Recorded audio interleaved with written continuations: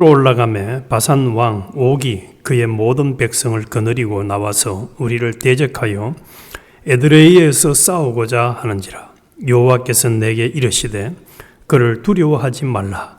내가 그와 그의 모든 백성과 그의 땅을 네 손에 넘겼으니 네가 헤스본에 거주하던 아모리 족속의 왕 시온에게 행한 것과 같이 그에게도 행할 것이니라 하시고, 우리 하나님 여호와께서 바산 왕 옥과 그의 모든 백성을 우리 손에 넘기심에 우리가 그들을 쳐서 한 사람도 남기지 아니하였느니라. 그때 우리가 그들에게서 빼앗지 아니한 성읍이 하나도 없이 다 빼앗았는데 그 성읍이 60인이 곧 아르곱 온 지방이요 바산에 있는 옥의 나라이니라.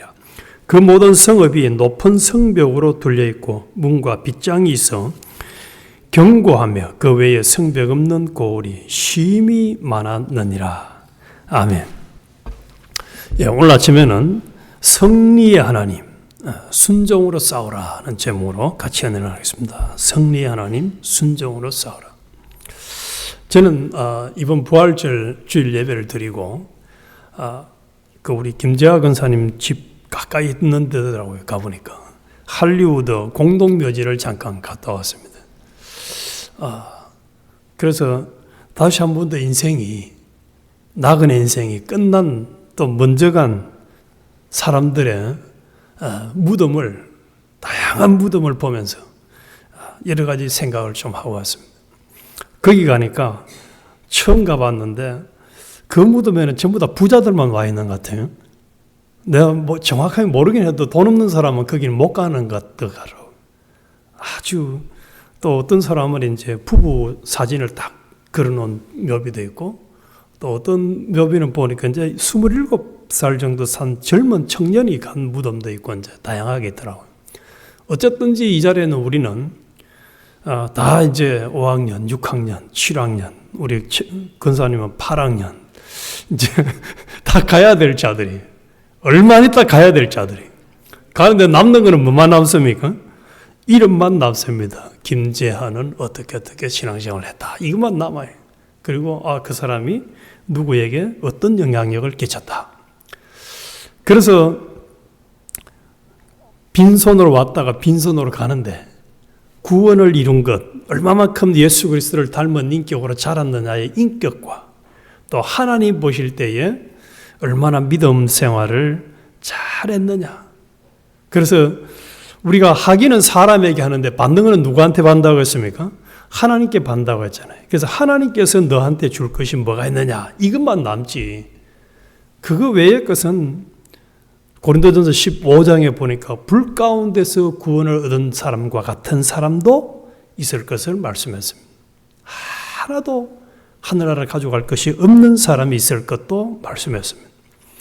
근데 이 3장을 전체를 다는 안 읽었습니다만 이 3장을 읽고 묵상을 하면은 참 가슴 아픈 내용이 나옵니다. 오늘 지금 1절에서 5절까지는 우리가 이제 이 신명기는 먼저 이스라엘 백성들이 약속의 땅 가나안에 가기 전에 이제 말씀으로 그들을 무장시키는 내용인데, 이 아직 가나안과의 전쟁을 치르기 전입니다. 그런데 전쟁을 치르기 전에 12정탐꾼을 보내가 정탐을 하라고 하니까 그들은 뭐라고 얘기했습니까? 10정탐꾼의 보고를 듣고는 전부 다 아우성이에요. 그들은 장대한 사람인데 우리는 메뚜기와 같은데 왜 우리가 그들과 싸워서 우리가 비참하게 되어야 되느냐 하는 그런 불안감과 초조함이 그들 뇌리 속에 가득 차 있는 상태예요. 그런데 하나님은 그게 아니야. 두 정탐꾼, 요수와 갈렙과 같은 정탐꾼의 보고가 정상적이야. 너는 가서 얼마든지 쳐서 이기고 약속의 땅을 취할 수 있어라고 말씀을 하신단 말이에요. 그러면서 이제 1절에서 5절에 이 바산왕 옥을 친 이야기를 먼저 이 모세를 통해서 알려주고 있습니다. 그래서 제가 다시 한번 읽어볼게요. 이제 그런 생각을 가지고 우리가 돌이켜 바산으로 올라가매 바산왕 옥이 그의 모든 백성을 거느리고 나와서 우리를 대적하여 에드레이에서 싸우고자 하느니라. 근데 이 바산이라는 지역은 5절에 보니까 높은 성벽이고 아주 요새와 같이 단단하게 결코 이게 전쟁을 해서 이기기가 쉬운 곳이 아닙니다. 그리고 무장이 잘 되어 있는 사람들입니다. 그런데 본문을 통해서 하나님은 무엇을 얘기하냐? 3절에 우리 하나님 여호와께서 바산 왕 옥과 그의 모든 백성을 우리 손에 넘기심에 우리가 그들을 쳐서 한 사람도 남기지 아니하였느니라. 여기서 중요한 것이 하나님이 그들을 이스라엘 백성들에게 붙이니까 한 사람도 남기지 아니하고 다 쳤다는 거예요. 그리고 5절에도 그 모든 성읍이 높은 성벽으로 둘려 있고 문과 빗장이 있어 견고하며 그 성벽 없는 고을이 심히 많으니라.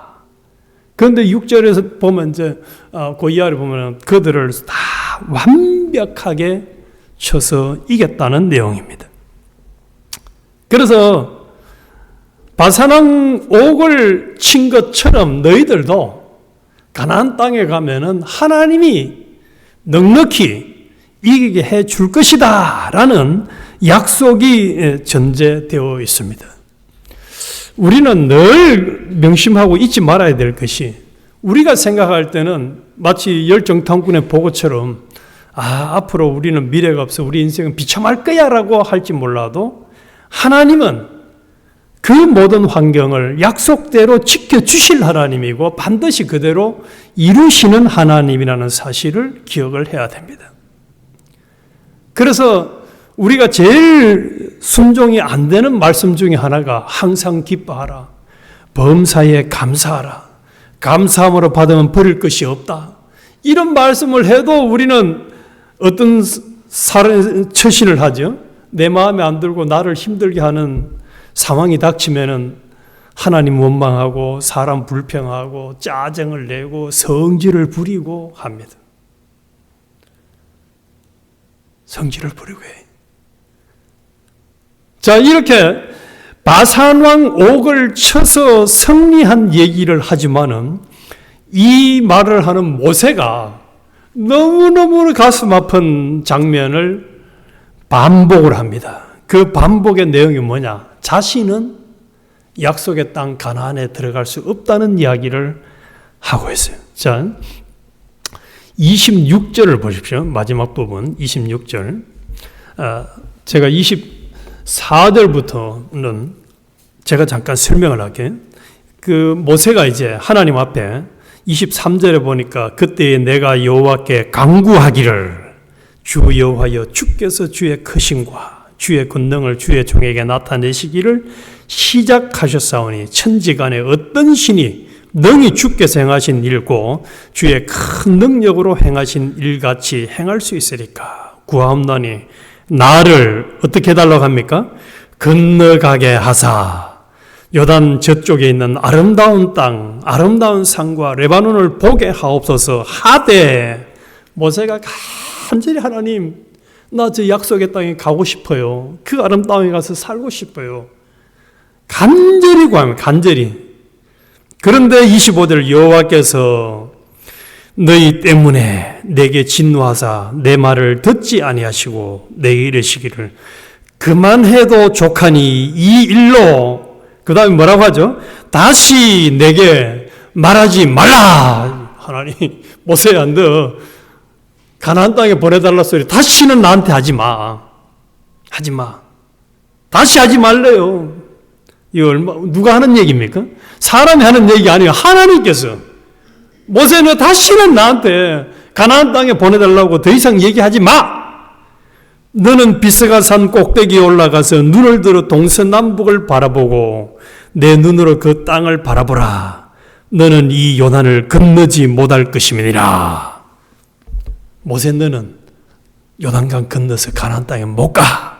라는 말씀을 반복합니다. 이건 반복입니다. 처음 하는 게 아닙니다. 1장 37절에도 보면은 신명기 1장 37절에도 동일한 말씀을 해요. 너는 못 간다. 너는 가나안 땅에 안 들어갈 수가 없어. 왜 하나님께서 모세에게 이렇게 말씀을 하셨느냐? 우리가 묵상을 했던 민수기 20장에 보면 머리바에서 이스라엘 백성들이 우리 여서 물이 없어 굶어 죽겠어였습니다. 다 죽게 되었다고 아우성을 지르고 불평을 하니까 하나님이 모세야, 너 그러면은 저 바위를 가리켜서 물이 나오게 해라 했어요. 근데 모세가 그냥 말로 하지 아니하고 지팡이를 가지고 치면서 성질을 부리면서 물이 나오게 했어요. 그래서 물은 나와서 마셨는데 그때 하나님이 성경 여러 군데서 반복적으로 심지어 시나에 가서도 말해요. 네가 왜 성질을 부려가지고 의를 이루지 못하는 그런 악한 행위를 했느냐. 그래서 너는 성질을 부렸기 때문에 의를 이루지 않았기 때문에 가나안 땅에 보낼 수가 없으라고 말씀하시고 또 그 말씀하신 것을 모세는 지금 딱 성경에다 기록을 합니다. 자, 한번 생각해 보십시오. 이 모세가 너는 다시는 나한테 가나안 땅에 들여보내달라고 이야기하지 말라는 얘기를 기록하면서 그리고 28절에 보면은 너 대신 너는 여호수아에게 명령하고 그를 담대하게 하며 그를 강하게 하라. 그는 이 백성을 거느리고 건너가서 네가 볼 땅을 그들이 기업으로 얻게 하리라 하셨느니라. 여호수아는 들어갈 것이라는 거예요. 그런데 누구는 못 들어간다? 너는 못 들어간다. 너는 다시 나한테 들여보내달라고 이야기도 하지 마. 끝났어 너는. 라고 이야기하는 내용을 여기다가 신명기 3장에다 기록하는 모세의 심정, 또 이 말씀을 기록하게 하시는 하나님의 심정이 뭐냐 이게. 우리가 하나님이 로마서 8장에서도 말씀하시잖아요. 내가 너희를 위해서 독생자를 줬는데 뭐가 아까워서 주지 못할 것이 있겠느냐라고도 말씀하시고 또 모든 것이 합력하여 선을 이룬다고도 말씀하시고 또 어려움을 만나면 그 어려움을 인해서 야고보서 1장에서 보니까 어떤 시련을 만나도 항상 기뻐하라. 왜냐? 그 환난을 통해서 인내를 만들고 인내를 통해서 연단을 해가지고 온전한 사람을 만들기 위함이라. 그래서 하나님께서 우리를 위해서 독생자를 주신 사랑으로 다양한 현실을 주시는 목적은 우리를 예수 그리스도와 같은 온전한 사람 만들어서 나중에 하늘나라 갔을 때 하나님의 모든 소유를 다 상속시켜 주시기 위해서 그런 실력자, 영광스러운 자 만들기 위해서 연단하는 과정으로 주신 것인데 우리는 육신이 힘들고 내가 생각할 때 내 좁은 지식과 경험과 체험 그거 가지고 이해 안 된다고 하나님 왜 나한테 이런 상황을 만나게 했어요? 왜 우리 가정에 왜 우리 교회에 이런 일을 만나게 했냐고 라고 모세처럼 뭘 부리는 거예요? 혈기를 부리고 성질을 내고 하나님을 인정하지 아니하고 하나님의 말씀대로 순종하지 않은 믿음 없는 행위를 했을 때가 얼마나 많았는지 오늘 아침에 우리는 깊이 한번 새겨보자. 모세는 그 성질 부린 것 때문에 못 들어갔어. 얼마나 가슴 아픈 이야기입니까? 우리도 머지않아 생을 마감하는 때가 올 건데 뒤돌아보면서 내가 그때 그 성질을 안 부렸으면 내가 그때 그 원망 좀 안 했더라면은 하나님은 그것을 통해서 오히려 더 큰 은혜를 주시고 큰 역사를 일으키기 위해서 교회 가셨는데 남은 좋은 일 다 시키고 내 인생은 뭐냐라고 후회하는 지금 모세가 그렇게 가슴 치지 않겠어요? 여호수아와 갈렙은 들어가는데 나는 못 들어 구경만 하고 마네. 내가 왜 그때 그렇게 믿음 없는 행위를 했을까 하고 얼마나 후회를 하고 가슴을 칠란지. 바산왕 옥을 이기게 하신 분이 누굽니까? 하나님이시오. 그리고 앞으로도 가나안 땅에 전쟁하면 하나님께서 이기게 해주실 것이에요. 우리의 현실도 마찬가지입니다. 우리가 만나는 다양한 현실을 만나더라도 그 만나는 현실에서 하나님은 반드시 우리와 함께 하시고 감당 못할 어려움은 안 주신다고 했고 그 상황을 통해서 하나님은 더 멋지게 구원을 이루어 가신다고. 로마서 5장 3절에 보면은 다만 이뿐 아니라 우리가 환난 중에도 즐거워하나니 이는 환난은 인내를, 인내는 연단을, 연단은 소망을 이루는 줄을 알미로다. 그래서 어려움을 만나도 오히려 즐거워할 수 있는 사람. 베드로전서 1장 6절에도 말씀합니다. 그러므로 이제 여러 가지 시험으로 말미암아 잠깐 근심하게 되지 않을 수 없었으나 오히려 크게 기뻐하도다. 너희 믿음의 시련은 불로 연단하여도 없어질 것보다 더 귀하여 예수 그리스도께서 나타나실 때의 칭찬과 영광과 존귀를 얻게 하려 함이라. 그래서 우리 앞으로도 살아가면서 참 파란만장한 세상 사람들이 일반적으로 말하는 소설을 몇 권을 써야 될 정도로 다양한 상황을 만나더라도 우리는 오히려 뭐 하는 사람요? 성질 부리고 불평하고 짜증내고 하나님 사람을 원망하고 왜 내가 당신들과 거래를 해야 되느냐, 당신을 만나야 되느냐 하고 그렇게 지팡이를 내리치는 것 같은 행위를 하지 말고 하나님께 맡기면서 하나님, 이 상황에서 내가 처신해야 될 나의 길이 무엇입니까? 하나님, 내가 어떻게 해야 됩니까? 예수님이 제자들을 보낼 때 뭐라고 얘기해요? 전도하러 보낼 때 어떻게 말할까를 걱정하지 마. 너 가면 다 알려줄 거야. 요한 1서에도 보면은 기름 부음과 성령이 너에게 알려주면 아무도 너희를 가르칠 필요가 없다고. 우리가 만나는 다양한 현실에서, 파란만장한 현실에서 성령의 음성을 듣고 우리가 순종하는 그 믿음의 삶을 살아가면 모든 상황은 합력하여 선을 이룰 것이고, 마치 요단강을 건넜을 때에, 홍해를 건넜을 때에 하나님의 놀라운 역사를 경험하고, 야, 우리 하나님 진짜 멋진 분이시네 하고 찬양했던 것처럼 우리도 찬양거리만 있는 사람이 되어야 하겠습니다. 모세처럼 성질 부렸다가 너는 다시는 나한테 그 복을 달라고, 그 은혜 달라고 이야기하지 마. 너는 끝이야. 이런 소리를 안 듣는 우리가 되어야 하겠습니다. 하나님 몰라서 어려움 주는 거 아닙니다. 알고 주시는 거예요. 그 상황에서 오히려 우리 인내의 사람을 만들고 경건한 사람을 만들고 하나님을 닮은 인격의 사람을 만들기 위한. 그래서 아브라함에게 천하 만민이 너로 인하여서 복을 받으리라, 내 씨를 인해 복을 받으리라고 말씀하셨고, 네가 내 하나님 여호와의 말씀을 삼가 듣고 순종하면 이 복이 내게 임하고 미치리니 하는 대로 우리는 성령의 인도에 순종하는 사람, 하나님의 뜻에 순종하는 삶을 잘 살아서 우리도 공동묘지에 묻힐지 뭐 시체도 못 찾는 그런 삶을 끝이 날지 모르지만은 언젠가는 끝이 나기 전에, 끝이 나더라도 주님 앞에 갔을 때에 너 착하다, 충성되다, 구원 잘 이루다 왔다, 너 내가 원하는 대로 참 멋지게 살다 왔다, 수고했다, 이게 내 영광이야 하고 칭찬받는 모두가 되시기를 주님의 이름으로 축원합니다. 너한테는 줄 게 하나도 없어. 너 다 내놔.